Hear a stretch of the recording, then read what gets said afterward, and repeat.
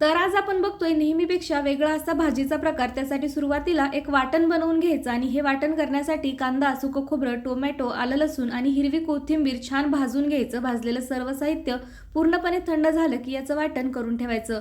नंतर इथे 1 वाटी बेसन, लाल तिखट, हळद, चवीनुसार मीठ आणि थोडंसं पाणी घालून छान घट्टसर याचा गोळा भिजवून घ्यायचा की जेणेकरून याची आपल्याला पोळी लाटता आली पाहिजे. या तयार बेसनाची छान मोठी आणि थोडीशी जाडसर पोळी लाटून घ्यायची. त्यावर पांढरे तीळ घालायचे, सुकं खोबरं, कांदा लसूण मसाला, बारीक चिरलेली हिरवी कोथिंबीर घालायची आणि छान व्हिडिओमध्ये दाखवल्याप्रमाणे त्याचे रोल बनवून ठेवायचे. आता आपण इथे आमटी किंवा रस्सा करायला घेऊयात. त्यासाठी तेल गरम करायचं, त्यामध्ये लाल तिखट, हळद आणि गोडा मसाला किंवा घरातील कुठलाही साठवणीचा मसाला छान परतून घ्यायचा.